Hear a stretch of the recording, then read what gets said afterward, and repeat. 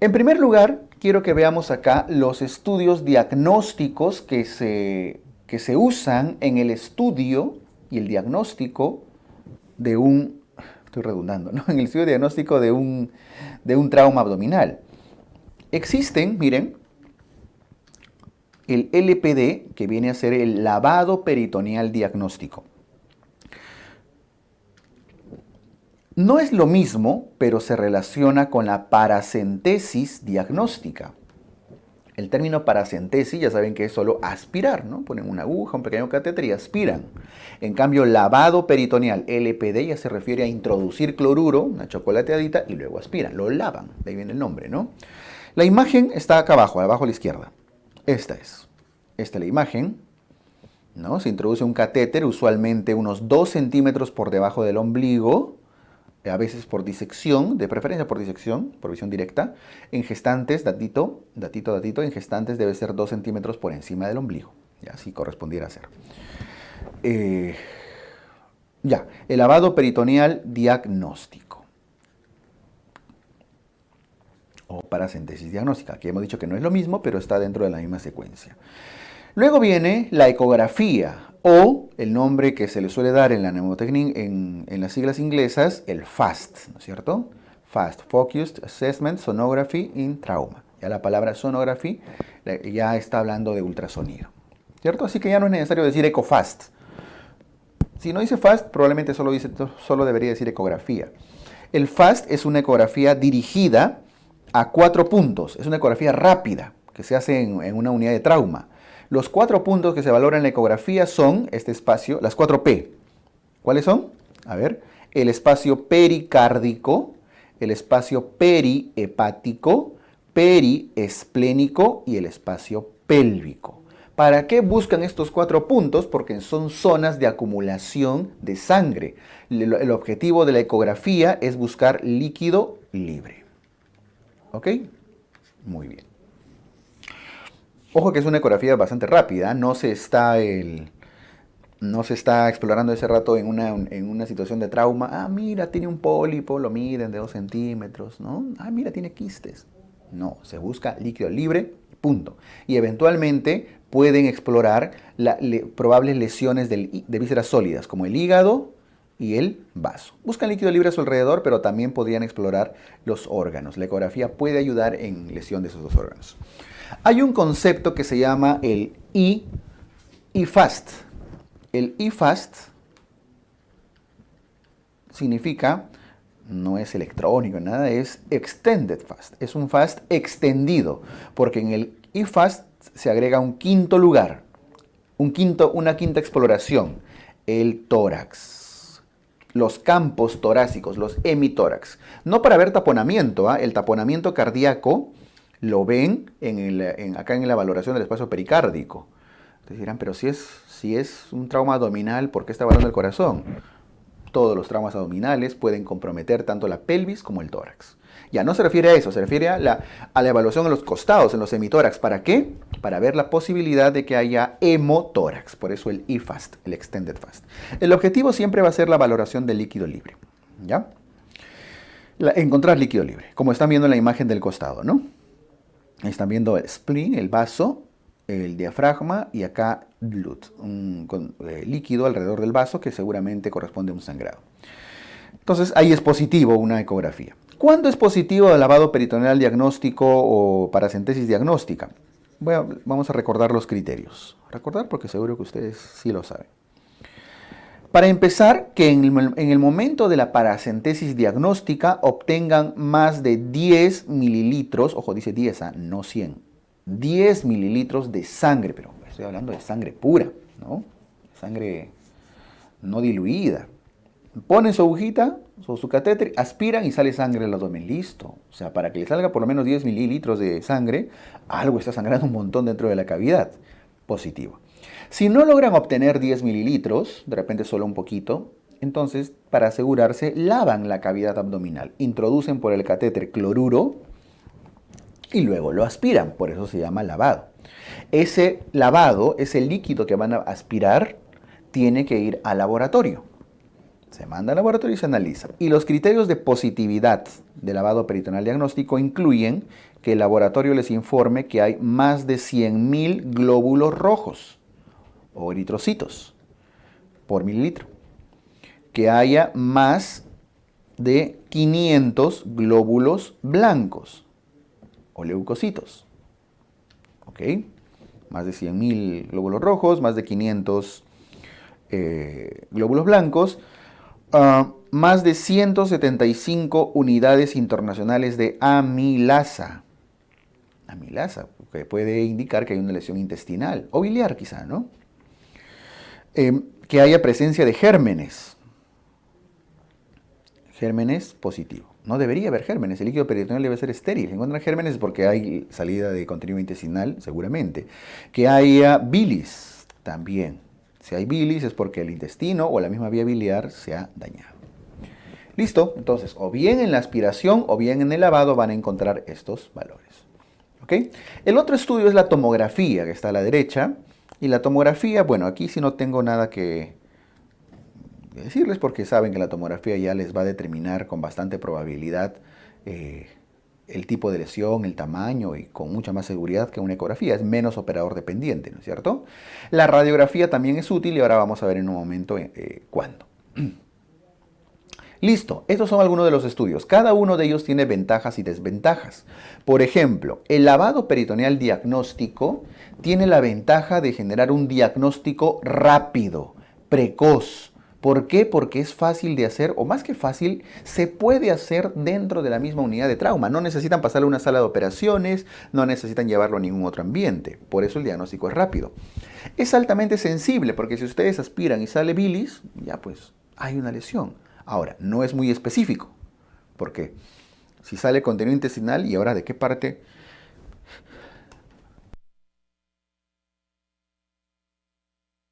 ¿De qué parte del intestino será? ¿No es cierto? El yeyuno, el ilio. Aspiran y sale sangre y ahora será del vaso, será del hígado, será de una arteria, ¿de dónde será? Es muy sensible, pero es poco específico. ¿Detecta lesión de intestino? Sí, porque pueden detectar presencia de líquido intestinal. Ahora, ¿qué parte del intestino? No sabemos. Miren, no requiere transportar al paciente, lo hacen ahí, llega a la emergencia y ahí le hacen el lavado peritoneal. Desventajas, que es invasivo, porque dentro de todo están metiendo una aguja, un catéter, e incluso eso mismo puede generar una lesión, ¿no? Dicen, mira, está sangrando, y le han metido a una mesentérica la aguja. Es invasivo. Es poco específico, ya les había comentado, ¿no? Confirma la lesión, pero no les dice de dónde es. Es poco específico. Y no detecta lesiones diafragmáticas o retroperitoneales. Por supuesto, no va a detectar retroperitoneal porque el lavado se llama lavado peritoneal, no se llama lavado retroperitoneal, que es otro espacio anatómico. ¿Ok? La ecografía o FAST también es rápida, también lo bueno de esto es que no invasivo, a diferencia del lavado peritoneal que era invasivo. Se puede repetir, todo el mundo puede hacer, viene el externo, yo le hago, viene el interno, yo le hago, viene el R1, yo también quiero hacer, el R3, todo el mundo le hace la ecografía. Lo cual no podrían hacer con el lavado peritoneal, ¿no? Que solamente le hace el que sabe y una vez y punto. No van a practicar todos. La ecografía tiene alta sensibilidad también, al menos hoy en día, que ya hay bastante entrenamiento, por eso toda persona que tiene una emergencia debería saber, debería dominar una ecografía. Esto no debe ser exclusividad de los radiólogos, porque es un procedimiento que debe hacerse rápido en la misma unidad de trauma. No requiere transporte del paciente, donde sea, los ecógrafos son portátiles, así que es rápido. Ambos son rápidos de hacer, ambos son similares. La gran ventaja de la ecografía es que es no invasiva, y, a diferencia del lavado peritoneal que es invasivo. La ecografía de todas maneras tiene el problema que sea operador dependiente, que la presencia de aire de las asas intestinales pues, no nos deje ver, se distorsiona, tampoco detecta lesión de diafragma, no detecta lesiones intestinales, no va a detectar si hay un hueco en el intestino, las mismas lesiones pancreáticas porque son retroperitoneales. Las desventajas son parecidas a las del lavado peritoneal, pero miren, son muy parecidos porque son estudios rápidos, lo voy a resaltar, rápidos que no requieren transporte. Esa es la ventaja y la razón por la cual la indicación de estos estudios es el trauma contuso, trauma cerrado inestable. Si el paciente tiene inestabilidad hemodinámica, es porque está perdiendo sangre y tenemos que hacer estudios rápidos. No nos podemos demorar. ¿Han visto? ¿Recuerdan la hora dorada? ¿Mm? Imagínense ustedes, el paciente está así con presión 60, 20, ¿no? Muriendo, pasándole paquete globular y ustedes le dicen, se solicita tomografía, tramitar en el CIS, ¿no? De repente ni siquiera hay tomógrafo en toda la ciudad. Puede pasar. Entonces son los estudios. Entre los dos, ¿cuál preferirían? De hecho, se prefiere el FAST, la ecografía, porque es menos invasivo, ¿no? Pero ambos son viables de hacer en una situación de inestabilidad hemodinámica. A diferencia de la tomografía, la gran ventaja de la tomografía es que es el estudio más específico de todos. Esta sí les va a decir, hay una lesión en el segmento número 4 del hígado con un hematoma del 10% de superficie, bla, bla, bla, ¿no? Y con una laceración tal. Es bastante específico. Bueno, igual tiene sus errores, pero es más específico que los otros. Es muy sensible, no es invasivo tampoco para el paciente, pero el problema es que tiene costo económico y de tiempo muy altos. Hacer una tomografía significa, para empezar, transportar al paciente, no solo transportarlo a otra sala, a veces a otro hospital y a veces a otra ciudad, ¿verdad? Entonces solo se indica en traumas en las cuales el paciente se encuentre compensado, hemodinámicamente estable, que no se encuentre en shock, ¿ok? Y por cierto, también es útil en el trauma retroperitoneal. Es el estudio de elección cuando hay lesiones en el retroperitoneo. Listo. Con eso tienen, creo, el concepto general de qué estudios se hacen en el abdomen y para qué sirven y por qué. La radiografía también es útil y es el estudio de elección cuando se sospecha perforación. La indicación es ante la sospecha de perforación intestinal. Perforación intestinal.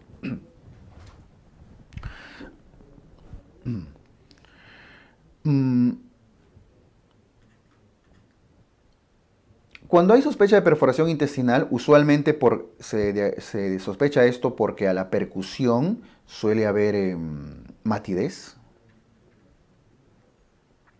Hay matidez a la percusión. Eso se llama signo de Joubert, ¿no? Percuten en la zona del hígado y debería ser mate. Y cuando debería ser, debería haber matidez. Pero percuten y no está mate, sino timpánico.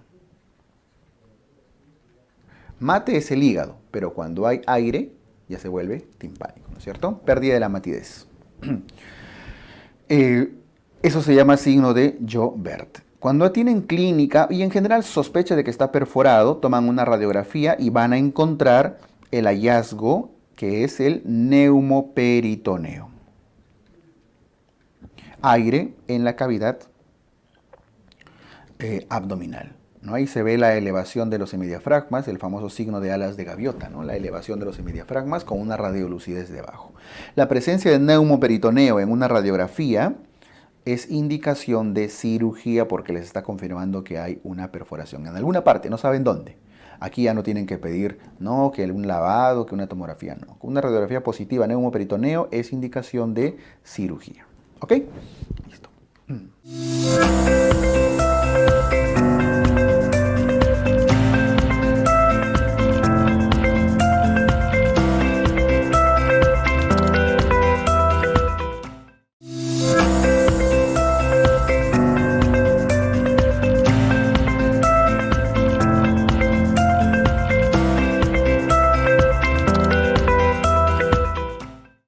Vamos ahora a algunos signos clínicos que deben recordar en el trauma abdominal.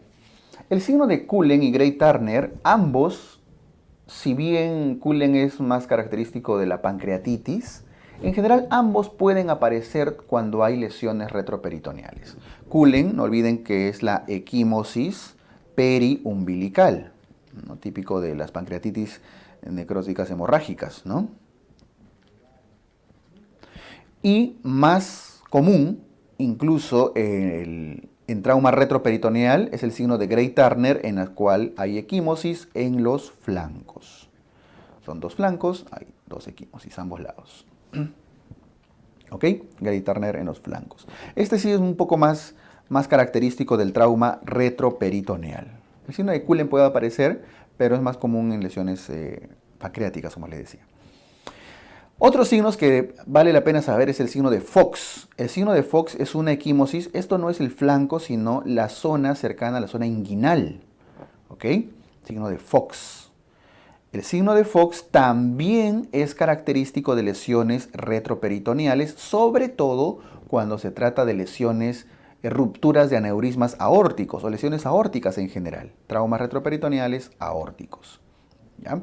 Esto se encuentra una equimosis en la zona inguinal. Tienen que sospechar lesión de aorta, lesión de un aneurisma probablemente. El signo de Kerr no es una equimosis en sí. Puede haber en la zona del hipocondrio izquierdo, pero en general, cuando hay un trauma y hay dolor en el hipocondrio izquierdo, ojo, izquierdo, del lado del vaso, a veces con o sin equimosis, este se irradia hacia la axila o hacia el hombro del lado izquierdo. Entonces, si hay dolor, equimosis en el lado izquierdo y se irradia ese dolor hacia el hombro izquierdo, tienen que sospechar acá de lesión de vaso, lesión esplénica. ¿Ya? Entonces, recuerden a Cullen, Gray Turner, Fox, Kerr. Y hay un signo más que sí vale la pena comentarlo, el signo de Bryant. El signo de Bryant ya es menos conocido, poco utilizado, pero ya, dado que nos sobra un espacio acá, hay que comentarlo. Es una equimosis en los testículos. También está asociado a lesiones a trauma retroperitoneal. De hecho, casi todos acá, salvo Kerr, casi todos se correlacionan con lesiones retroperitoneales. Pero en el caso de Bryant es testicular. ¿Ok? Listo. El hallazgo de signos clínicos y, bueno, con un adecuado estudio de imágenes puede orientarnos a ver qué tipo de lesión tenemos.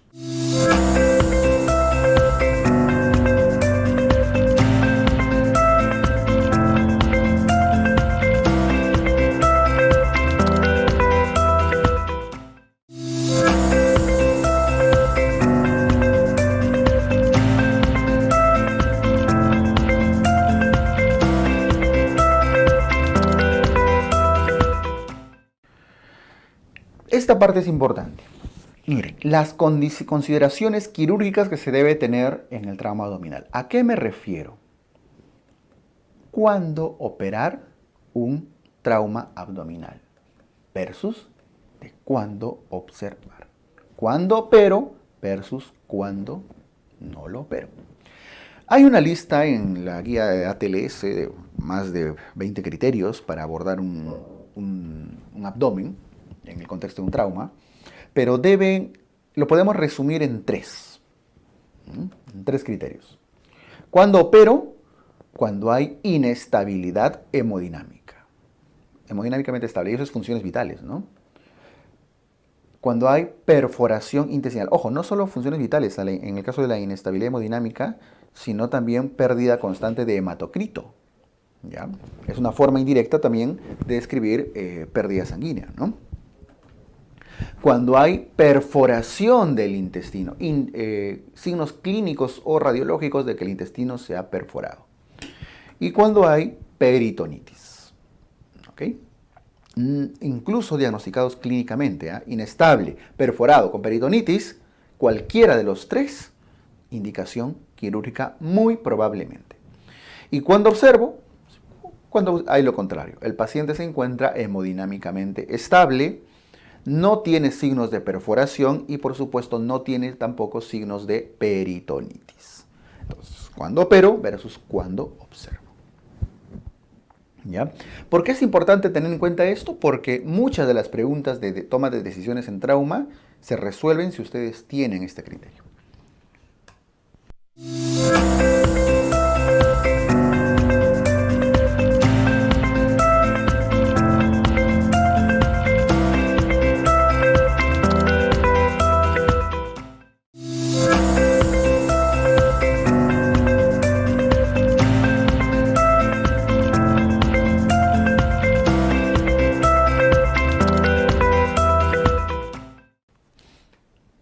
Vamos a ver ahora el algoritmo de manejo del trauma abierto. Miren, Un trauma abierto puede ocurrir por arma blanca, ¿no? Cuando le meten cuchillo, espada, estaca, no sé, algo. O puede ser una lesión por arma de fuego, ¿no es cierto? Vamos a empezar por una lesión por arma blanca. Lo primero que deben evaluar en un paciente que ha sido acuchillado por arma blanca, le metió cuchillo, chaira, es el grado de estabilidad o inestabilidad hemodinámica. Puede estar hemodinámicamente estable o puede estar hemodinámicamente inestable. Y hemos visto que eso se valora con las funciones vitales. Que habíamos comentado en las consideraciones quirúrgicas, si un paciente se encuentra hemodinámicamente inestable, es criterio de cirugía. Laparotomía. Se acabó. Laparotomía. Acuchillados inestables se operan. Volvamos al otro lado.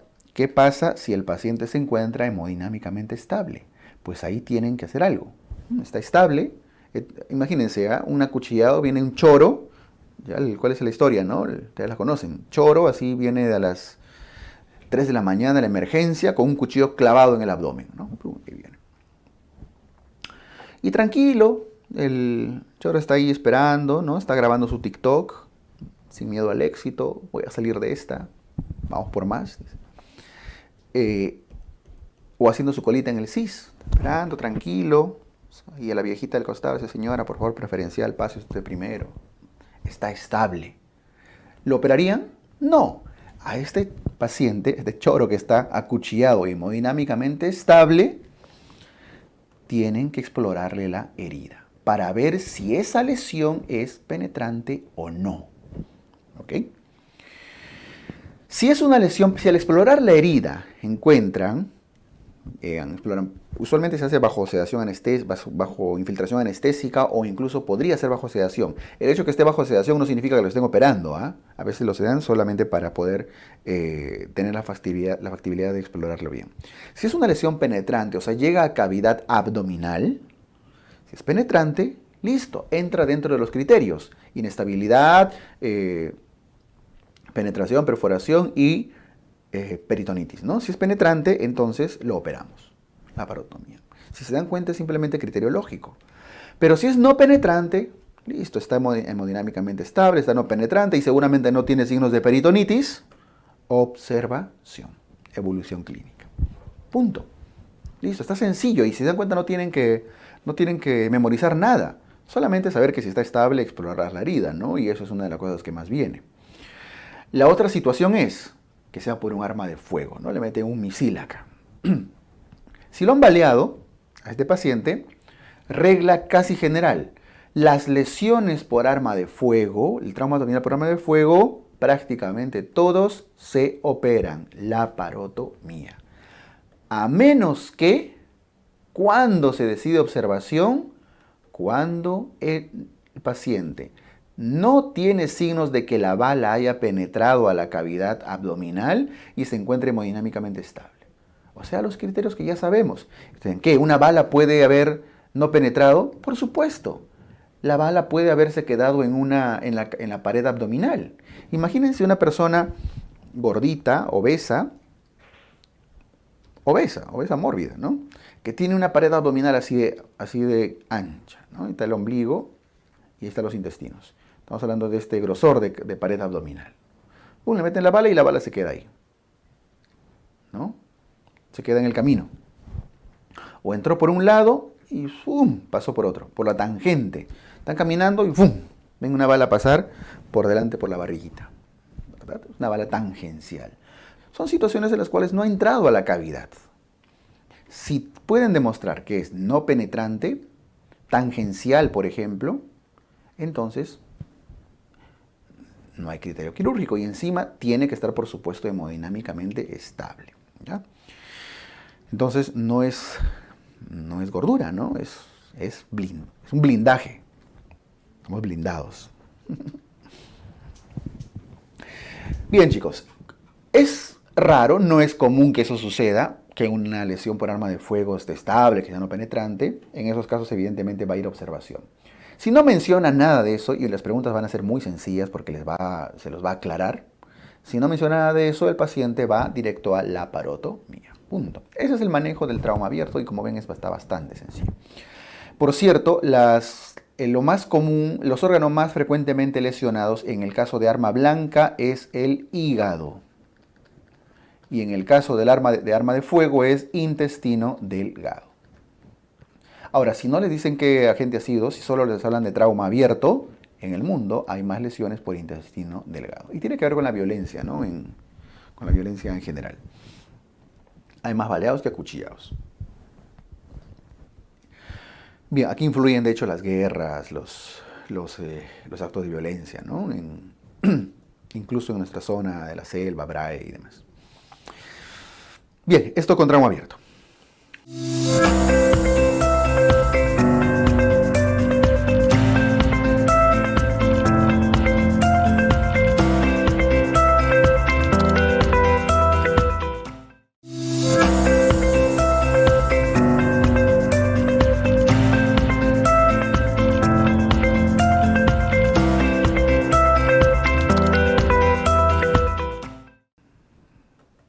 Vamos ahora con el trauma cerrado.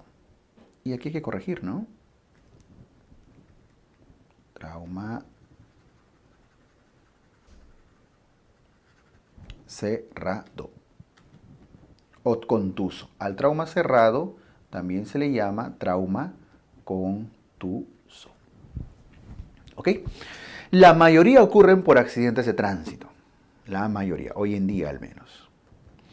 Lo primero que tenemos que valorar en un paciente con trauma cerrado aquí de frente es si está estable o está inestable hemodinámicamente, esas funciones vitales, disminución, pérdida de hematocrito, etc. Los pacientes que están hemodinámicamente estables van a observación, siempre y cuando no tengan signos peritoneales, no tengan signos de perforación, etc. No hay signos peritoneales, no hay signos de perforación, se observa. Si es que hay duda diagnóstica, van a tomografía. La tomografía se hace sobre todo ante la duda diagnóstica. ¿Ok? No significa que a todo estable le van a hacer tomografía, no se irradia por las puras. Se deja en observación y solo ante las dudas o la evolución clínica que no mejora, se hace tomografía. Pero los pacientes hemodinámicamente inestables, ¿qué es lo que tienen que hacer?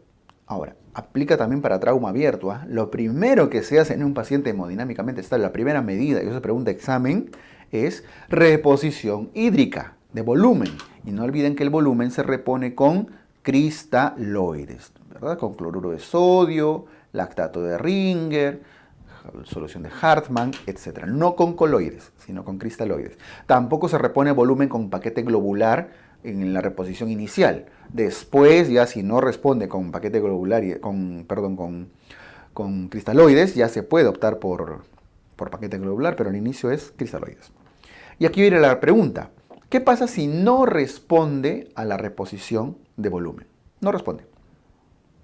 No tiene buena respuesta. ¿Qué se hace? ¿Cómo se interpreta? Tiene inestabilidad. Estoy tratando de reponer volumen, no mejora, tengo que operarlo. ¿No es cierto? Tengo que ir a laparotomía. Punto. Fácil. Si responde bien a la reposición de volumen, logran compensar al paciente. Ojo, no significa que ya ahora sí está en estabilidad y lo observo. No, el paciente vino inestable, alguna lesión tiene.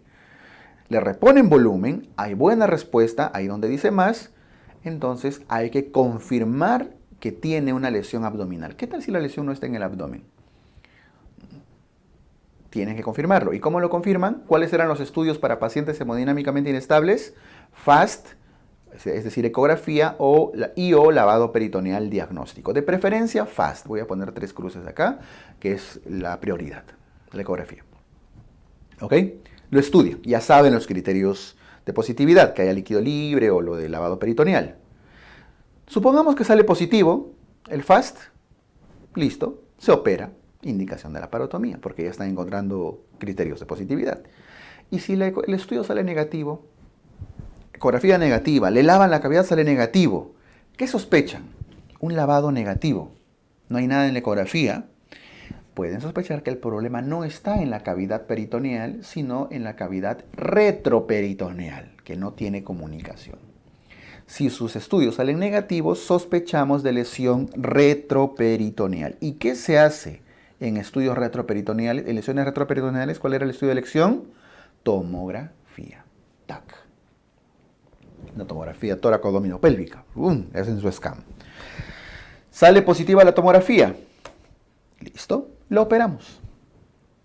Pero si la tomografía sale negativa, ¿de dónde vino la inestabilidad hemodinámica? No hay nada, ¿cierto? Entonces, ¿qué debemos sospechar acá? ¿Qué otra lesión podría generar inestabilidad hemodinámica? La lesión de... la lesión del fémur, fractura de fémur. Tenemos que explorar el fémur, ¿ok? ¿Por qué? Porque una fractura de fémur podría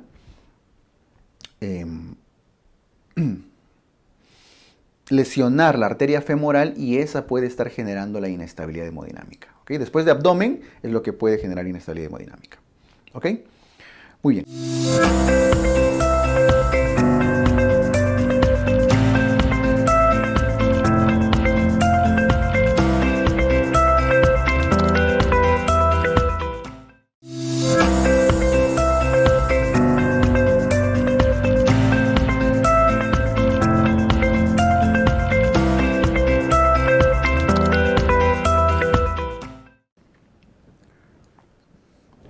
Vamos a ver ahora el control de daños.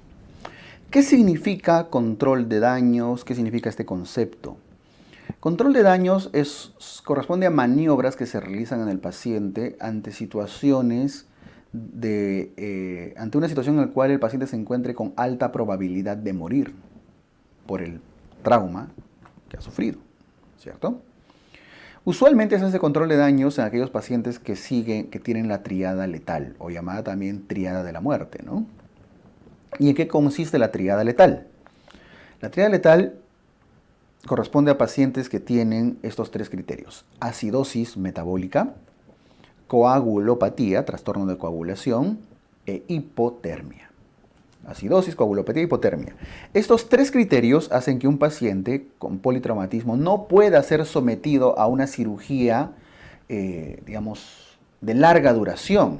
Se pueden hacer procedimientos solamente que eviten que siga sangrando o que se contamine de forma importante, ¿ok? No se hacen correcciones, anastomosis, suturas importantes, no. Aquí se resuelve solo evitar sangrado y evitar contaminación. Esos son los objetivos. La cirugía de control de daños tiene 3 etapas. La primera etapa justamente tiene ese objetivo: disminuir el sangrado, la posibilidad de sangrado, y disminuir la contaminación. En la primera etapa, que es la cirugía de emergencia, ¿qué posibilidades y qué ejemplos tenemos? Por ejemplo, aquí se encuentra la famosa maniobra de Pringle, ¿no? La maniobra de Pringle es una maniobra en la cual, cuando hay un trauma hepático, un sangrado hepático importante y el paciente está en muy mal estado y no lo pueden cauterizar, no lo pueden coagular, entonces se ocluye la triada portal. Se hace un pinzamiento ingresando el dedito por el agujero, por el hiato de Winslow. Se ocluye la triada portal que contiene a la vía biliar, la arteria hepática y la vena porta. Vía biliar, arteria hepática y vena porta. Forman parte de la triada portal. Se hace una oclusión por aproximadamente máximo 30 minutos, con un descanso o una parada de unos 5 minutos, que es para generar una reperfusión, ¿no? Si no, se termina infartando el hígado, pero máximo. Algunos no consideran necesariamente la maniobra de Pringle dentro de control de daños porque también se hace en otros procedimientos que no necesariamente tienen que ver con el trauma. Pero ahí está, es una medida que se puede hacer para disminuir el sangrado del hígado. Esto controla el sangrado y les permite hacer hemostasia de una forma más rápida. ¿Está bien? Esa es la primera etapa. Otra cirugía de control de daños, otro ejemplo, es el taponamiento hepático. Ya cuando el hígado está, como ven, destrozado, no pueden suturar, no pueden hacer maniobra de Pringle, paciente en muy mal estado, listo, abren la cavidad y comprimen, atrapan al hígado en medio de compresas, gasas grandes, compresas, toallas, trapos, le meten todo ahí, frazadas, para que el hígado esté completamente atrapado y taponado y por presión haga hemostasia. No están resolviendo el problema ni la lesión, simplemente están evitando que siga sangrando, ¿cierto? También le llaman empaquetamiento hepático, con un tamalito lo dejan, packing hepático. Y así, las ostomías también están incluidas dentro del control de daño, siempre y cuando sean ostomías rápidas y fáciles de hacer, no van a ser a doble boca, ¿no? A lo mucho se ostomiza se hace una sola boca y a veces sin mucho tratamiento del estómago, sin mucho tratamiento de los bordes. Las ostomías, las exclusiones intestinales. Por ejemplo, yo tengo acá, ¿a qué me refiero? Tengo acá un intestino que se ha destrozado y no lo puedo corregir, paciente en mal estado. Está su mesenterio. Listo. Lo que podemos hacer es cortar, y acá se hace un nudo, o se sutura, o de una forma rápida, se fija, y acá también.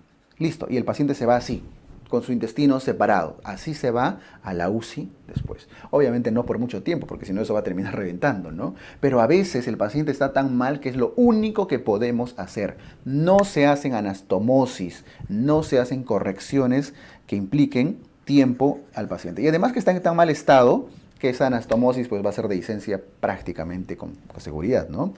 Incluso ni siquiera se cierra la pared abdominal, como están viendo ahí, la laparotomía que se hizo se está cubriendo con una bolsa de plástico, y se sutura a veces solo a la aponeurosis, no se cierra la piel. Eso se llama la colocación de silos, o tiene un nombre propio, la bolsa de Bogotá. Bolsa de Bogotá. Bogotá como la ciudad, ¿no? Listo. Y así, el objetivo, como ven, es no reparar, sino controlar sangrado y que no se contamine. Todo eso corresponde a la primera etapa, que es la cirugía de emergencia, la primera cirugía. Luego viene la segunda etapa, que es la estadía del paciente en UCI, en cuidados intensivos. El tiempo necesario hasta recuperarse. Pueden ser 48 horas, 72 horas, puede ser más tiempo. Incluso durante su estadía en UCI, puede regresar a otra cirugía para probablemente cambiar de gasas, cambiar de compresas. Digamos que ya el paciente tiene 2, 3 días con sus gasas ahí, pues esto se va a contaminar, van a salir moscas, ¿no? Encima que no le han cerrado la pared, a veces vuelve a entrar a la sala para volver a color. Entonces esto puede ser rotativo. Una vez que el paciente se encuentra en buen estado, ya viene la tercera etapa, que es la cirugía correctiva. Incluso puede haber varias cirugías correctivas, una y otra, hasta terminar de reparar al paciente. ¿Ya? Ese es el concepto de la cirugía de control de daños. Recuerden, por favor, los criterios de la triada letal. Eso que estamos agregando acá no tiene nada que ver con control de daños. ¿Pero por qué les estoy poniendo? Quiero que aprovechemos la imagen de la maniobra de Pringle para hablar del preacondicionamiento hepático, porque se hace maniobra de Pringle también. El preacondicionamiento hepático es preparar al hígado para la isquemia, es decirle, hígado, tienes que aprender a vivir con poca sangre, ¿no? Tienes que acostumbrarte. ¿Por qué? Porque probablemente va a requerir un trasplante. Por eso se hacen trasplantes, y en ciertas cirugías no solo de traumas, sino cirugías hepáticas mayores. Al hígado, si el hígado ustedes lo ocluyen de frente, tiene riesgo de infartarse, si lo ocluyen mucho tiempo. Entonces, al hígado se le hace una oclusión, se le hace maniobra de Pringle por aproximadamente 5 a 15 minutos, dependiendo, y luego se le deja reperfundir. Reperfusión. Usualmente también 15 minutos.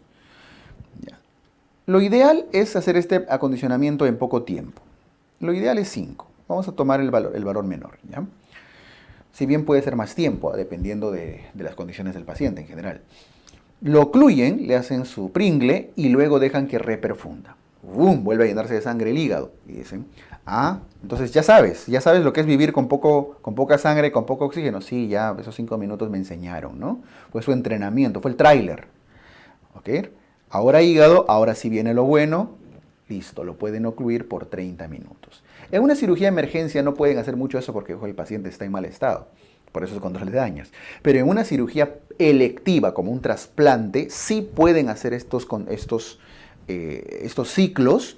Y es importante que reconozcan acá que se puede hacer maniobra de Pringle para enseñarle al hígado, prevenirlo, prepararlo para un estado de isquemia en el cual va a estar con todo cerrado. ¿Ok? Otro concepto que quiero que recuerden es que manejen acá es el síndrome compartimental del abdomen, que es distinto al síndrome compartimental de las extremidades, que se ve en traumatología. El síndrome compartimental abdominal, igual, es cuando aumenta el volumen, el edema de las vísceras intraabdominales, que no permite una adecuada circulación, genera éstasis venosa muchas veces y puede llegar a generar isquemias distales. ¿Okay?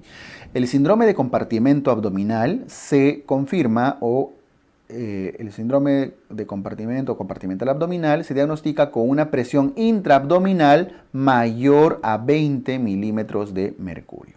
No confundan con el síndrome compartimental del miembro inferior que se diagnostica o se confirma con más de 30 en la extremidad. En el caso del abdomen es más de 20 milímetros de mercurio y en esos casos usualmente, así como se hacía fasciotomía en las extremidades, acá también se hace esto, las descompresiones abdominales, ¿no? Las bolsas de Bogotá, los hilos, sirven para descomprimir y bajarle la presión al abdomen.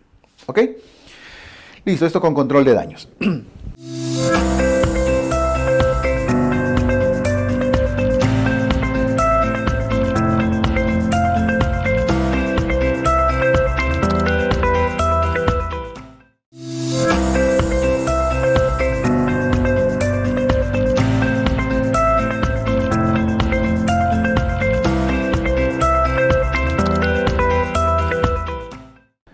El retroperitoneo también sufre sus traumas, hay trauma retroperitoneal. El retroperitoneo en la exploración del retroperitoneo hay diferentes maniobras a realizar. La maniobra de Kocher, la maniobra de Cattell-Brach y la maniobra de Mattox. Cuando hay traumas retroperitoneales, quiero que también tengan esos conceptos, cuando uno abre la pared abdominal, hace su incisión mediana usualmente, que se hace en el trauma, separan, tienen intestinos, colon, ¿no? No están abordando retroperitoneo. Para abordar retroperitoneo, ustedes tienen que hacer ciertas maniobras para levantar los intestinos, para retirarlos a un lado. Una de las maniobras es la maniobra de Kocher, en la cual se diseca el marco duodenal, como ven, y lo levantan hacia un lado para exponer, ¿qué cosa? La cabeza del páncreas, la vena cava, la arteria aorta, la vena renal del lado derecho, incluso el riñón del lado derecho que está más o menos a esa altura. La maniobra de Kocher, entonces, es hacer a un lado, es disecar el marco duodenal para explorar lo que hay detrás del duodeno, sobre todo cabeza de páncreas. ¿Eh? Cabeza de páncreas es una de las maniobras de las vísceras que más se exponen. La maniobra de Cattell-Brach es, como ven, el marco cólico, ya no el marco duodenal, sino el marco cólico, el colon derecho se levanta, se lleva del lado derecho hacia el lado izquierdo. Disecan el colon ascendente y lo levantan, lo llevan a un lado como un libro. Esto les va a exponer el retroperitoneo del lado derecho. Por lo tanto, la maniobra de Cattell sirve para exponer retroperitoneo del lado derecho. Sobre todo, vena cava. Como ven ahí, se ve en todo su esplendor la vena cava. Ahora, si lo amplían, van a ver la aorta también. Pero tienen mejor visión acá de la vena cava. Y de toda la zona renal del lado derecho. Tanto riñón como uréter del lado derecho. Suprarrenales y todo. Retroperitoneo derecho. Y la maniobra de Mattox, al revés, es disecar el colon descendente y llevarlo hacia el otro lado. Esto expone, como ven, un poco más la aorta. Eso sirve sobre todo para explorar quirúrgicamente el retroperitoneo del lado izquierdo. Izquierdo quiero poner acá. Izquierdo. Retroperitoneo del lado izquierdo, es decir, la arteria aorta. ¿Ok? Muy bien.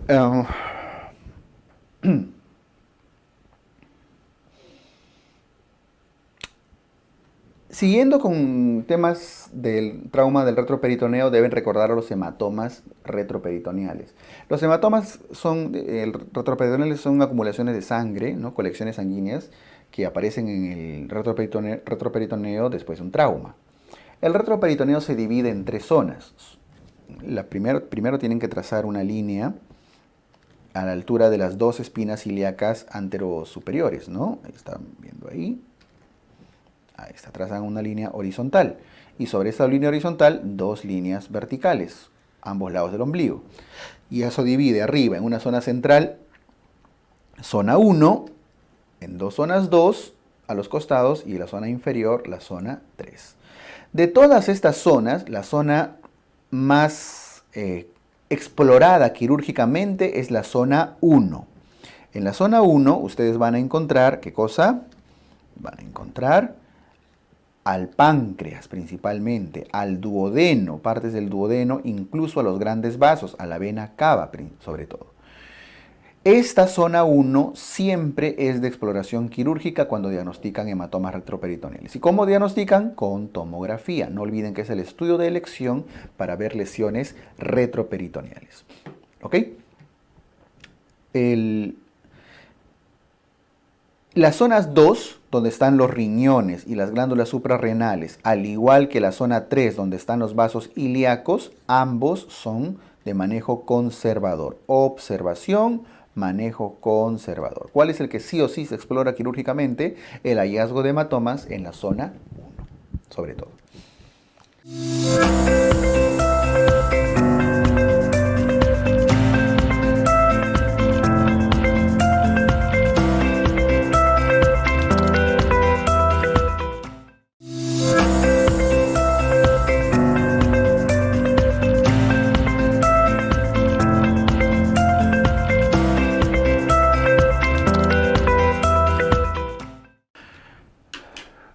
Vamos ahora a la parte más pesada y dura de trauma, que es la clasificación del trauma. Cuando hablamos de la clasificación del trauma en las diferentes vísceras, deben saber que esta clasificación no es muy preguntada. De hecho, la clasificación, el trauma abdominal y la clasificación en sí debe ser un tema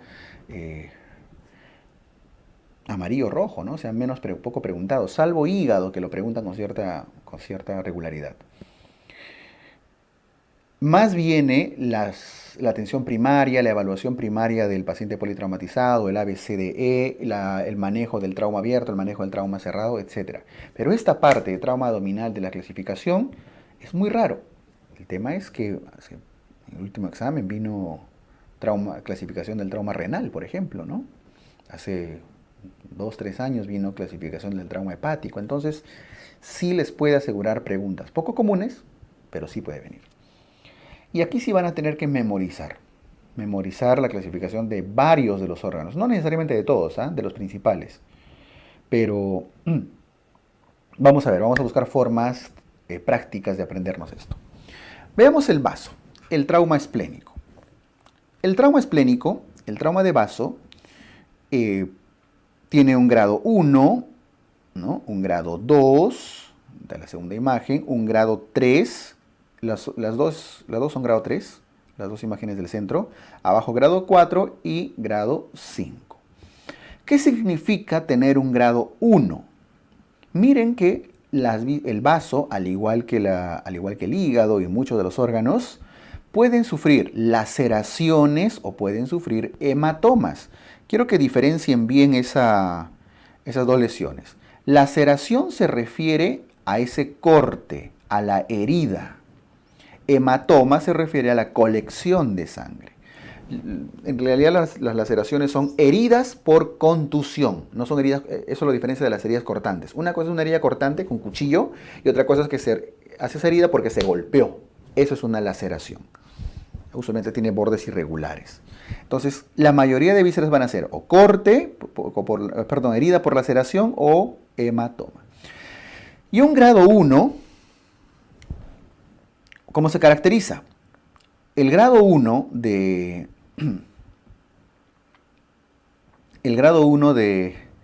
trauma esplénico es una laceración pequeña, de menos de 1 centímetro de profundidad. Es poco profundo. Miren de frente a la laceración del grado 2, que dice laceración de 1 a 3 centímetros. Ya es una herida un poco más profunda. Y el grado 3, laceración de más de 3 centímetros. ¿Vean? ¿Se dan cuenta? Entonces, 1, 3. Con eso, ya si se acuerdan esos dos números, ya saben que las laceraciones tienen esa profundidad. Menos de 1, entre 1 y 3 y más de 3. Los hematomas también. Vean en el grado 1, dice hematoma subcapsular de menos del 10% de todo el área de la superficie. Menos del 10%. Es poco extenso. El hematoma grado 2 viene a ser un hematoma entre el 10 al 50% de la superficie del vaso. Ya es más grande, ¿no? Y el grado 3, más del 50%. O sea, grandote. ¿Cuáles son los puntos de corte acá en números? 10 y 50. En el caso de la laceración, ¿cuánto era? 1 y 3. Listo. Con eso recordando solo esos números, van a poder armar ustedes su clasificación. El grado 3, también puede ser, miren que en grado 3 puede ser una ruptura subcapsular o hematoma parenquimal. Ya no es un hematoma de la superficie. Hasta el grado 2, 3 eran hematomas superficiales, subcapsulares. Acá es un hematoma parenquimal. El hematoma está dentro del vaso, no está en la superficie. Por eso ya no se calculan mucho los porcentajes acá. El grado 4 ya no es una herida, un hematomita, es que ya se perdió parte del vaso, se devasculariza. Los grados mayores suelen ser devascularizaciones. Grado 4 es daño vascular pero parcial, segmentario, o sea, no del tronco principal del vaso, y eso hace que se pierda ya un segmento que aproximadamente puede ser más del 25% del vaso. ¿Ok? Y el grado 5, que es el más severo, ya tiene prácticamente una sección total, un estallamiento del vaso roto, por eso dice, con daño iliar pero completo, ya no es segmentario. Esto es una cuestión, les pongo primero la imagen antes de ver cuadros, porque memorizar esta parte de la clasificación necesita que ustedes hagan un cierto grado de memoria fotográfica y asociándolo con los números 1, 3 y 10 y 50. Y el resto, repetirlo hasta que se quede memorizado. ¿Ya? Y recordarlo cada cierto tiempo. Y vamos a trabajar bastante en eso. Bien. El trauma hepático. Ojo, perdón. Antes de pasar al trauma hepático, el trauma esplénico, el tratamiento no depende tanto de los grados. Si bien es cierto, un grado 4 y un grado 5 que ya tienen sección vascular, van a tener que ser quirúrgicos de todas maneras, sí van a tener que ser quirúrgicos. No es por el grado, por el número de 4 o el número 5, sino por el criterio general que hay un daño vascular. Y cuando hay daño vascular, sí va a ser importante la exploración quirúrgica. En cambio, los 3 primeros grados, 1, 2, 3, el criterio de cirugía va a depender de la estabilidad o inestabilidad hemodinámica y de si el sangrado es activo o no. ¿Y cómo saben si hay un sangrado activo o no? Primero por las funciones vitales, el hematocrito, si hay signos de peritonismo que van en aumento, signos de perforación, etc. Los criterios de cirugía dependen del estado general del paciente. Si tienen un grado 2, que esa laceración está con sangrado activo, tienen que operarlo. Pero si tienen un grado 2, que su laceración se ha hecho una herida, pero aparentemente tuvo un pequeño sangrado, no está activo, el paciente está hemodinámicamente estable, ¿lo expondrían a una cirugía? Probablemente no. Un reposo absoluto y se va evaluando. Entonces, ojo, por eso no ponemos acá necesariamente el tratamiento porque va con criterios generales, ¿ya? Finalmente, si se trata de un vaso ya estallado, con lesión irreparable, ya vamos a tener que considerar incluso la esplenectomía total. ¿Okay? A veces esplenectomía parcial, como en este caso de grado 4, o esplenectomía total, como en el caso del grado 5.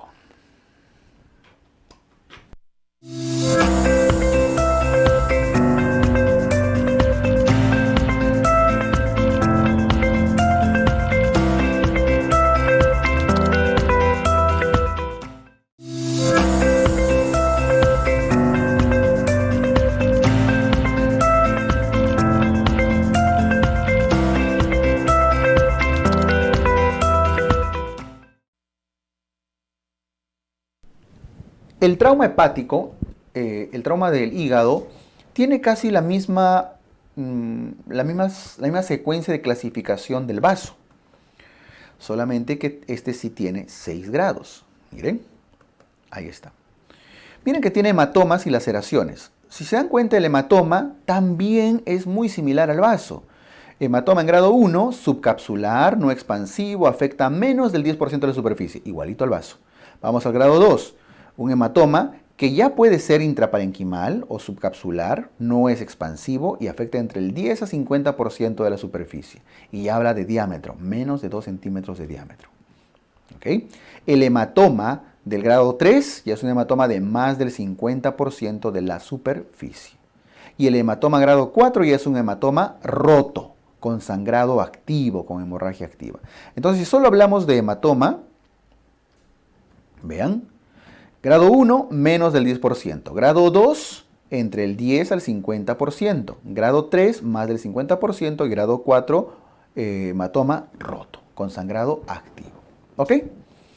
Y eso es lo que vemos acá. Ahí están los 6 grados de hígado. Vean los hematomitas, menos del 10% de la superficie, entre el 10 al 50% de la superficie, más del 50% de la superficie del hematoma. Y listo acá, incluso se ve la rayita roja, sangrado activo, hematomas rotos. ¿Ok? En el caso de las laceraciones, voy a resaltar de celestito, de las laceraciones vamos, miren, grado 1, voy a resaltarlo de verde, grado 1 dice de menos de 1 centímetro, herida capsular no sangrante de menos de 1 centímetro de profundidad, igual que vaso. Grado 2, de 1 a 3 centímetros de profundidad, igual que vaso. Y grado 3, más de 3 centímetros de profundidad. Y grado 4, más del 50% de un daño, en este caso de un lóbulo hepático, ¿no? En el caso del vaso era igual, más del 50% del parénquima vascular, del parénquima esplénico. Entonces, si se dan cuenta, los números son iguales, tanto en vaso como en hígado. Y el grado 5 ya, el grado 5 y 6 de hígado, al igual que el grado 5 de vaso, va a ser prácticamente vascular.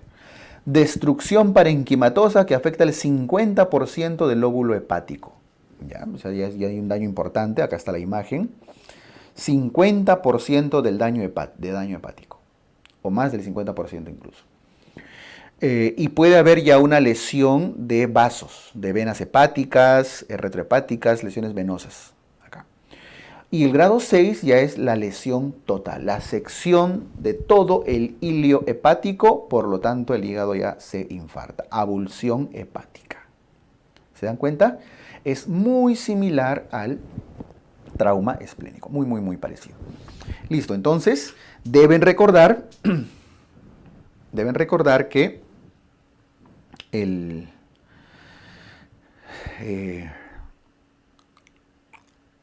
para esto es mejor memorizar los numeritos, el 1 y 3, el 10 y 50, tanto para hígado como para vaso.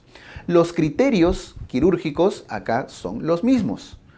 Que haya una lesión vascular importante, como el grado 5 o 6, que haya inestabilidad del paciente, que haya compromiso peritoneal, etc. Son los mismos criterios de ingreso a cirugía. Por supuesto que en el caso del vaso del hígado, no nos podemos dar el lujo, como en el vaso, de terminar en una esplenectomía, ¿no? En este caso una hepatectomía. ¿Se puede hacer? Sí, sí se puede hacer hepatectomías parciales, sobre todo, de segmentos o incluso a veces hasta de un lóbulo. Pero lo que no se puede hacer o debe evitarse es la hepatectomía total. Hay que preservar la mayor cantidad de hígado posible.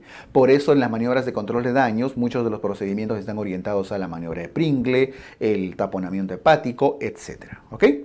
Si son lesiones pequeñas y lo están abordando quirúrgicamente, seguramente se va a poder cauterizar, incluso hasta suturar, ¿no? Los puntos de colchonero son muy útiles para hacer hemostasia en el hígado con electrocauterización. Si no, van a tener que ya pasar a procedimientos de resección o más severos. ¿Está bien?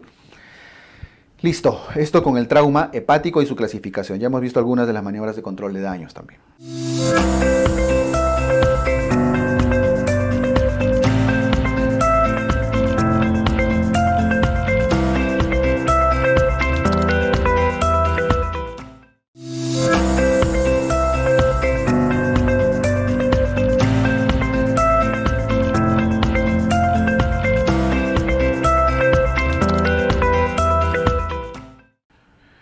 Trauma biliar, trauma de la vía biliar.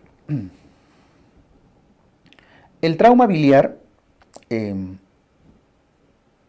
la vesícula y la vía biliar, tiene también una clasificación. Vean, ahí están los 5 grados. A partir de acá casi todo es 5 y siempre el grado 5 va a ser la lesión más severa, ya sea la destrucción total o la abulsión, el daño vascular, ¿no? Mire, vamos a leerlo y explicarlo.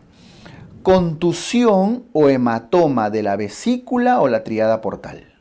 ¿Listo? Contusión o hematoma. Miren que aquí no dice que se haya roto nada. No hay sección, perforación de nada. Solo dice que que hay un hematoma. Nada más. Hematomita. Puede ser en la vesícula o en la misma tríada portal. Listo. Voy a dibujarlo. Vamos a suponer que es un hematomita acá. Ya está. No molesta, a veces puede pasar hasta desapercibido. El problema es que si los hematomas, ocurren en la vía biliar principal, esos hematomas sí podrían generar obstrucción y colestasis y podrían tener que tratarse incluso explorando vía biliar, drenando el hematoma o incluso dejando un drenker posteriormente. Entonces, ¿qué se hace en cada grado? Pues va a depender de qué ha pasado, ¿no? Si el hematoma está en la vesícula, de repente no hacen nada y solito se reabsorbe. Pero si está en la vía biliar, también quizá no hacen nada. Pero si ya obstruye, van a tener que drenarlo porque está haciendo ictericia. Entonces, todo va a depender. ¿Ok?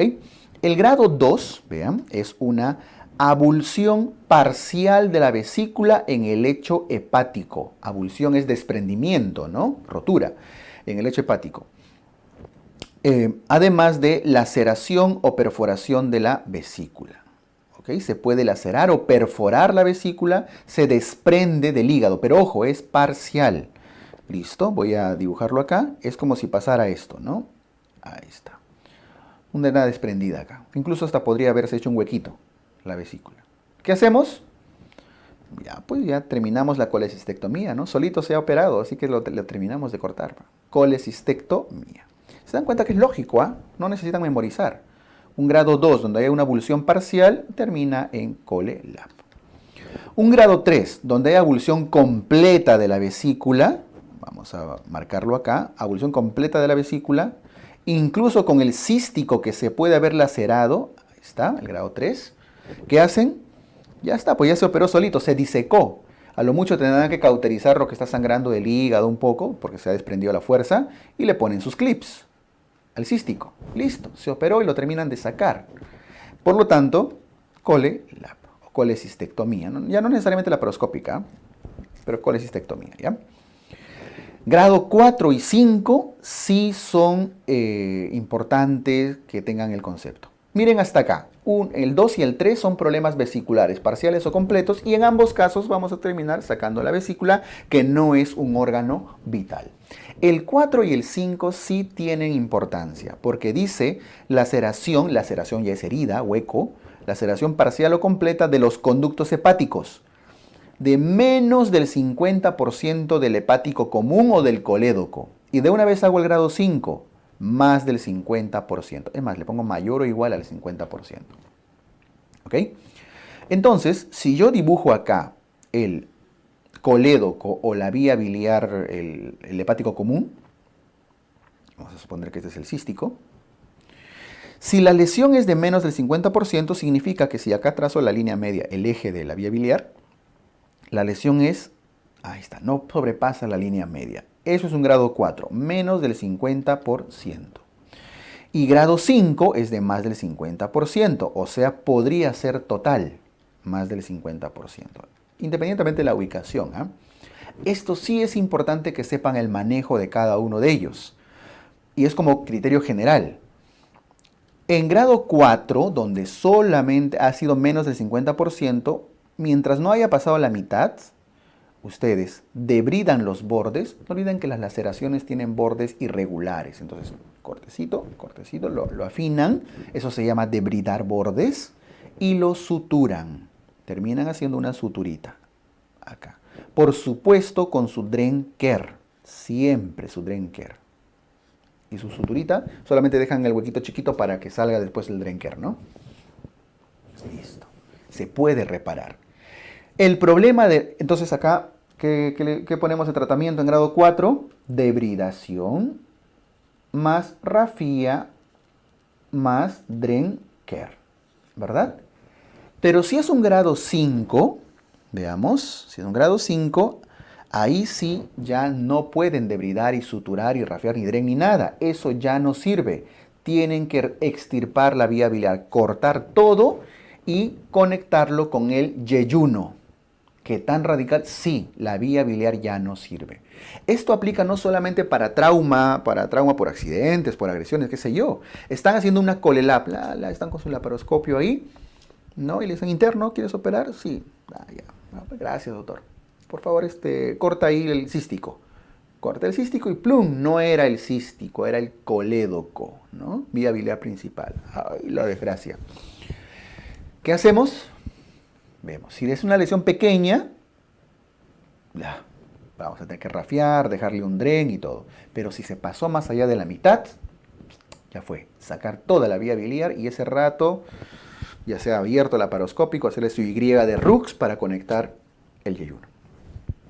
Por un error, a veces una lesión, que son posibles, son más o menos comunes, por eso la importancia de disecar bien el triángulo de Calot, el triángulo hepatocístico, etc. Entonces, ¿cuál sería el tratamiento en el caso de los grados 5? ¿Qué había dicho? Derivaciones biliodigestivas. Miren que la pregunta que les pueden hacer acá no es tanto por trauma, sino por complicaciones de la colecistectomía. ¿Ya? Trauma por colecistectomía, iatrogenias.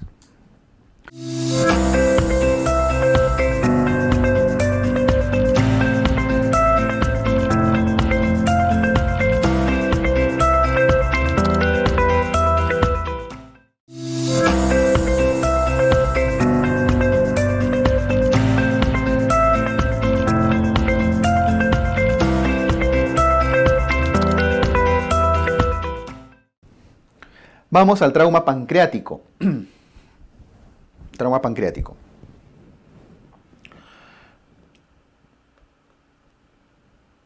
Ahí están, 5 grados. Y vamos enumerándolos.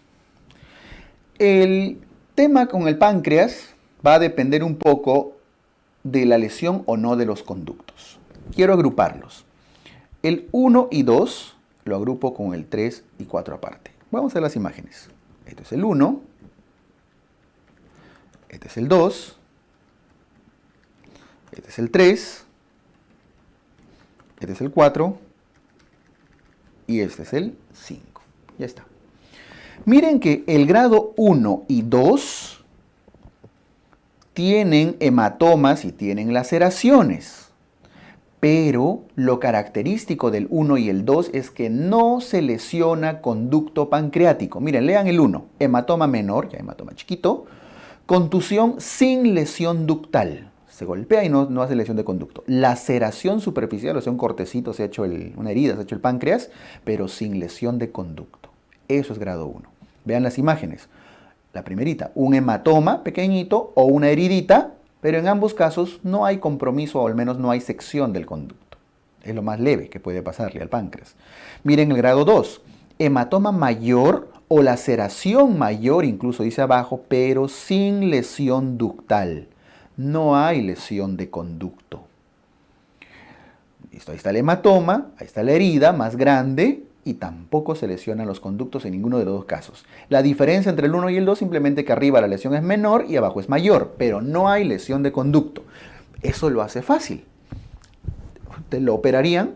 No, a lo mucho tendrían que entrar a drenar el hematoma si es que es muy grande, porque eso podría llevar después a un pseudoquiste pancreático, ¿no? O podría abscedarse tal vez.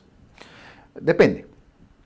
Pero al menos no tienen que hacer ningún tipo de reconstrucción, ni derivación, ni nada, ¿cierto? Podríamos ir, sobre todo en grado 2, está de acá, a drenaje, para evitar sobre todo el desarrollo de pseudoquistes pancreáticos. En cambio, el grado 3 y 4 sí tiene sección del conducto. La diferencia está que en el grado 3 la sección del conducto está en la parte distal, tirado a la cola, y en el grado 4 la sección del conducto está más cercano a la cabeza. Pero ojo, aun cuando está cercano a la cabeza, no lesiona vía biliar. En ambos casos la vía biliar está intacta. Por eso el grado 3 dice transección distal, dice a la izquierda de la vena mesentérica superior o de los vasos mesentéricos superiores porque la vena, la voy a poner de moradito, está acá. No olviden que va incluso cubre a la arteria mesentérica al proceso uncinado del páncreas, ¿no? Al uncus. Ahí está. Si se dan cuenta, el punto de referencia son los vasos mesentéricos. En el grado 3 están a la izquierda de los vasos y en el grado 4 están a la derecha de los vasos. En ambos casos se daña el conducto, hay sección del páncreas, se ha partido, pero lo más grave es cuando esa sección está muy cercano a la cabecita, ¿ya? Por eso el grado 4 dice transección proximal a la derecha de la vena mesentérica superior, lesión de parénquima, puede haber compromiso incluso de la ampolla de Vater, aunque eso ya no es muy común. El grado 5 es el más severo de todos, ruptura masiva de la cabeza del páncreas y como ven la figura, hay ruptura de la vía biliar, incluso el colédoco el duodeno puede estar comprometido. Esto ya se comporta como si fuera un cáncer de páncreas invasivo, ¿no es cierto? Muy bien. Está fácil entonces, ¿ah? 1, 2 no hay lesión de conducto, 3, 4 sí hay lesión de conducto, 3 distal, 4 proximal y el 5 es estallamiento de la cabeza del páncreas. Ya hemos dicho que en el 1 y 2 no hay mayor tratamiento que hacer más allá de un drenaje si es que el hematoma es grande. El grado 3 sí amerita una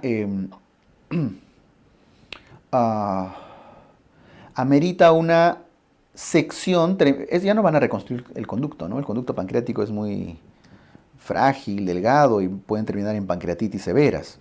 Se retira esta parte y se deja un muñón, ¿no?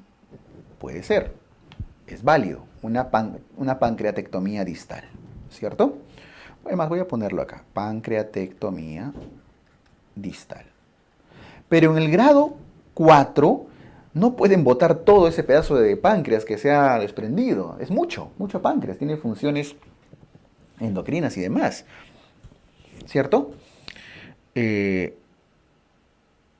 páncreas tiene en esta parte, ¿qué harían para preservar ese páncreas? Normalmente se hace una derivación pancreato-yeyunal. Les voy a dibujar solo para que tengan la idea, no se trata esto de una clase de técnica quirúrgica. Ahí está el marco duodenal, ¿no? Con su yeyuno. ¿Ya? Ahí está la cabeza del páncreas. Y el resto del páncreas que se ha roto, se corta acá el yeyuno, se corta el yeyuno y el yeyuno se lleva hacia el páncreas. Se conecta al páncreas. Se llama técnica por telescopaje, hay varias variantes. Y se conecta después al duodeno. O sea, el páncreas, para no perderlo, se conecta directamente como si fuera una manguera al yeyuno, para que continúe liberando sus enzimas. Igual la cabeza del páncreas sigue estando conectado, no se ha perdido. Son opciones, ¿ah? No siempre es viable, por supuesto. Pero en todo caso, podemos hacer acá derivaciones pancreato-yeyunales. Y el grado 5 El grado 5, ya que es el más severo y que se comporta como si fuera un cáncer de cabeza de páncreas, casi, que tenemos que hacer acá, prácticamente una cirugía de Whipple. Una cirugía de Whipple. Listo. Ahí está. Una duodeno-pancreatectomía cefálica, ¿no? Hay que retirar la cabeza, retirar el duodeno, retirar vía biliar, muy similar a un cáncer de cabeza de páncreas. Eso con el trauma pancreático. No está difícil clasificar, es cuestión de practicarlo y reconocer y encontrar estrategias para uno mismo poder recordar. ¿Ya?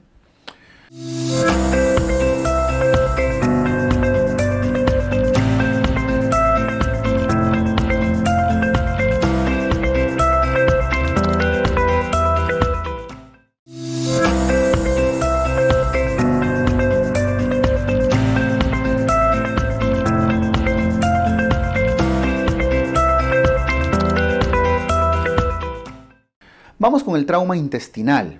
Todos tienen su clasificación, ¿eh? Todo porque vino otra clasificación del trauma renal, ¿no? Así que todo podría venir.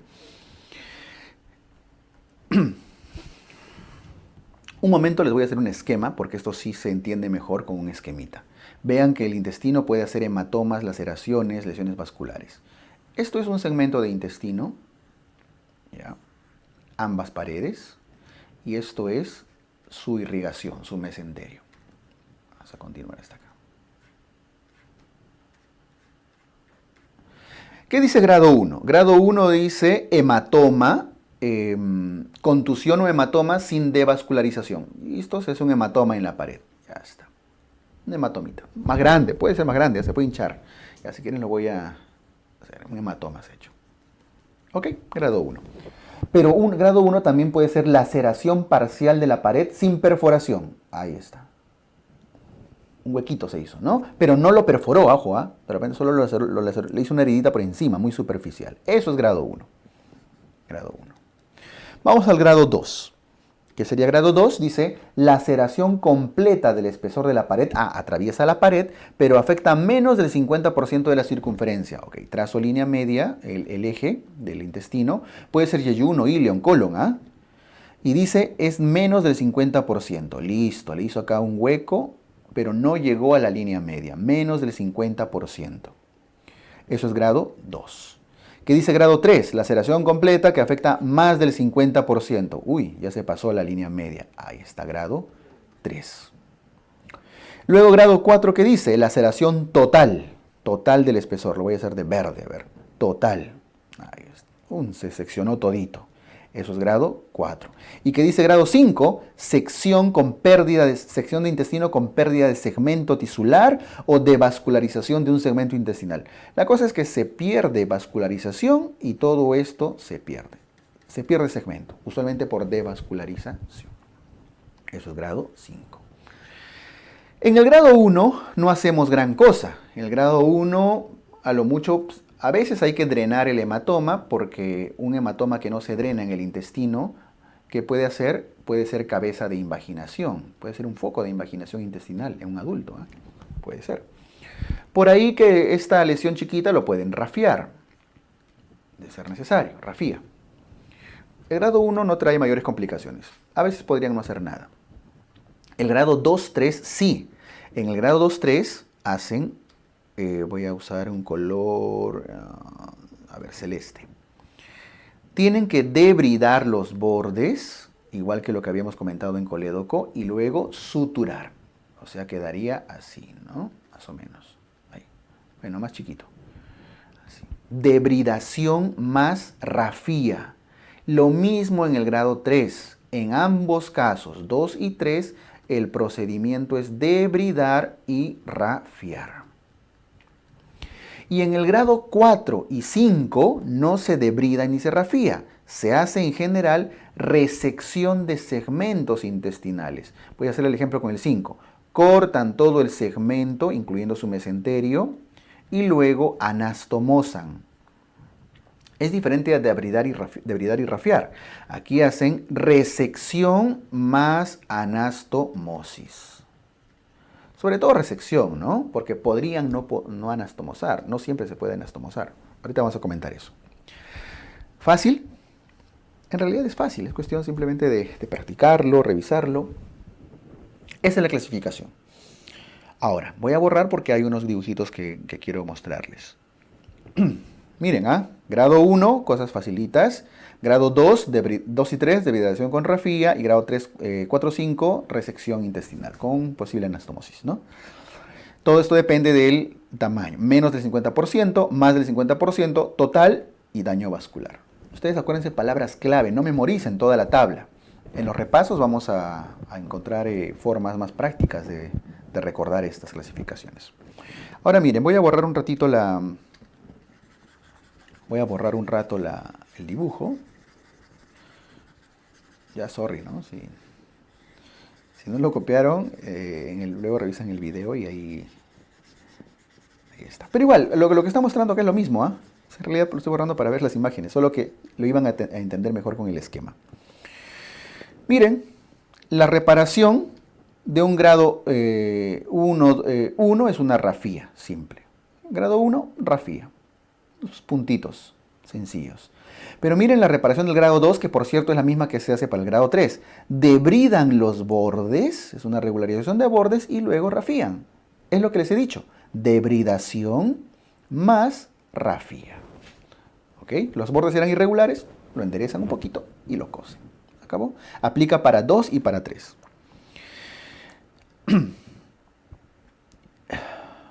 Y para grado 4 y 5, miren, lesiones ya donde ha habido daño vascular, hacen una resección completa. Ponen clamp a un lado, clamp a otro lado y resecan segmentos completos. Y luego de resecar segmentos completos, hacen su anastomosis con la reparación de su mesenterio. ¿No es cierto? Listo. Entonces, grado 1, para resumir, lo voy a hacer en el esquema. Rafía, ahí está. O en todo caso drenaje si fuera el hematoma, ¿no? Grado 2 y 3, debridación más rafía.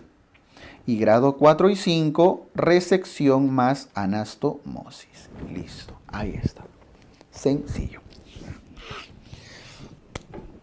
Ya vamos a terminar toda la parte intestinal.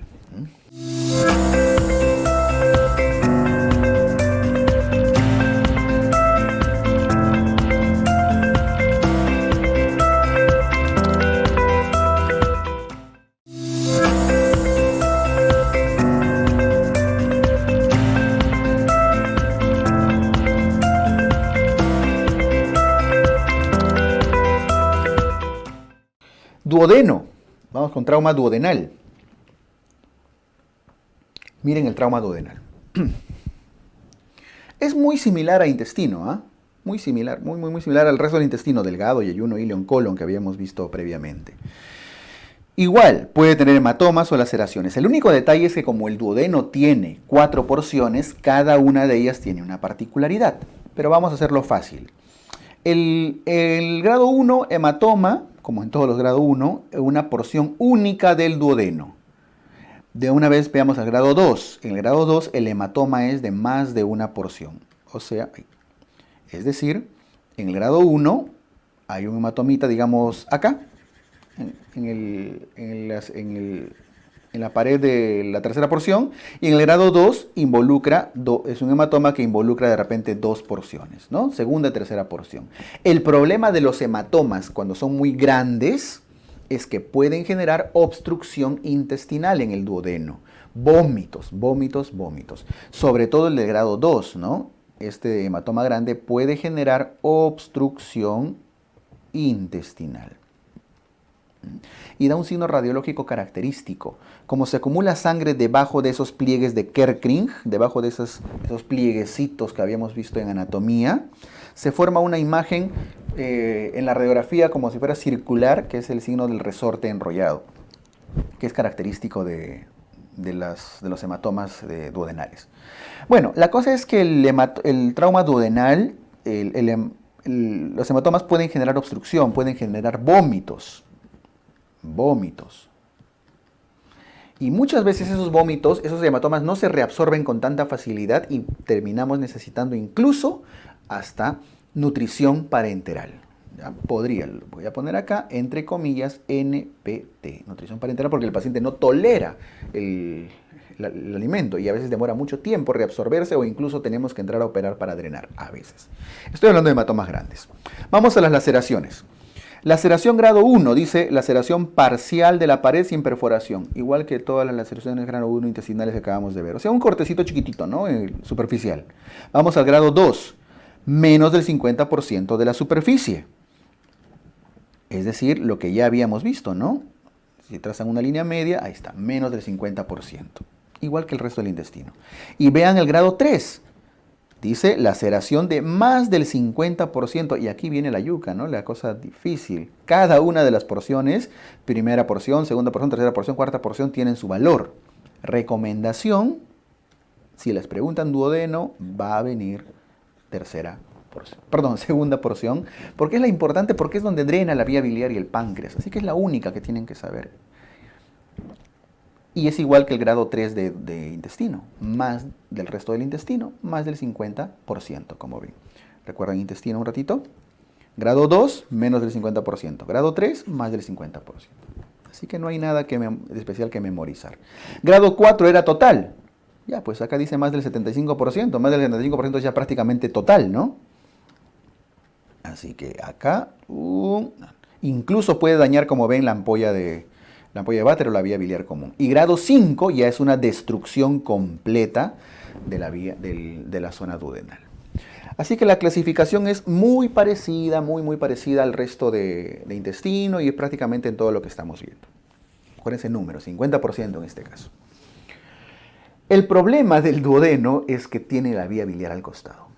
Y cuando cuando el daño incluye a la vía biliar común, es decir, 4 y 5, porque 2 y 3, ojo, 2 y 3, igual, debridación más rafía. Ojo, igual que el grado 2 y 3 de intestino.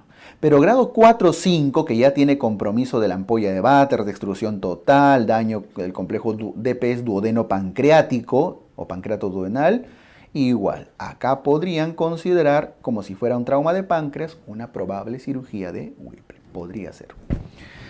¿Ya? Listo. Ahora, un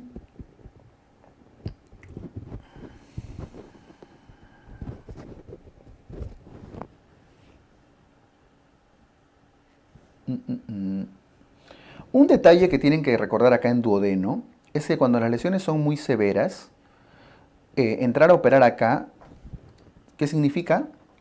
Significa que deben evitar que siga pasando ácido clorhídrico, que siga pasando saliva, que siga pasando comida, ¿no es cierto? Deben bloquearlo. Ustedes dirán, con una sonda. A veces no basta. Para que estas cirugías del duodeno cicatricen y vayan bien, usualmente hay que hacer un procedimiento previo. Hay que cerrar el píloro. Cerrar temporalmente. Se llama exclusión pilórica. Cerrar la salida del estómago de una forma temporal hasta que el duodeno se recupere y no reciba nada de ácido, nada de comida, nada de saliva, nada de nada.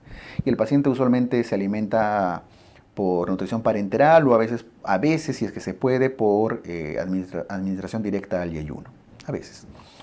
¿Okay? La exclusión pilórica no es el tratamiento, es un procedimiento que se hace para desfuncionalizar el duodeno. ¿Ya? Tengan ese concepto claro. ¿Alguna vez lo han preguntado? Listo.